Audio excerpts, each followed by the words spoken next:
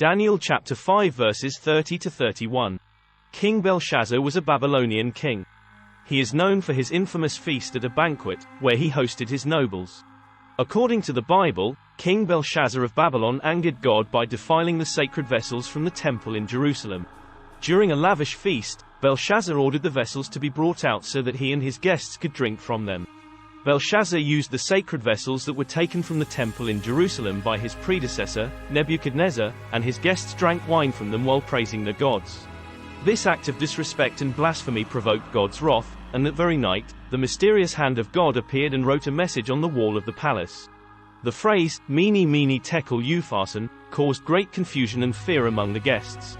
Belshazzar was troubled, terrified, and unable to interpret the writing. He called for his wise men, but none of them could decipher the message. At the suggestion of the queen, Belshazzar summoned Daniel, a Hebrew captive known for his wisdom and interpretation of dreams and visions.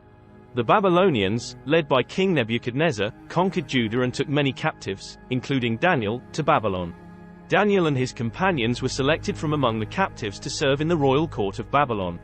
They were chosen because of their intelligence, wisdom, and ability to learn the Babylonian language and culture. Daniel remained faithful to his Jewish beliefs despite being in a foreign land, and he refused to defile himself by eating the food and wine provided by the king. Instead, he requested to be given only vegetables and water. Throughout his time in Babylon, Daniel interpreted dreams and visions for the kings of Babylon, including King Nebuchadnezzar. Daniel was brought before the king, who promised him great rewards if he could interpret the writing. Daniel explained that the phrase, Mene, Tekel, Upharsin, meant that Belshazzar's kingdom had been weighed and found wanting. He warned the king that his days were numbered and his kingdom would be given to the Medes and Persians because he had not given honor to God. Daniel reminded Belshazzar that his father, Nebuchadnezzar, was humbled by God to learn that God has sovereignty over the kingdom of men due to his arrogance. Dan 5:29, Belshazzar ordered for Daniel to be cloaked in purple and a gold chain to be put around his neck, and he was declared the third highest ruler in the kingdom. Belshazzar did not want to listen to Daniel. He wanted to satisfy his desires and do what he thought was good instead of what was good for the country. True to Daniel's interpretation, that very night, the city of Babylon was conquered by the Medes and Persians under the leadership of Cyrus the Great. Belshazzar lost his life after the city was captured and his kingdom came to an end.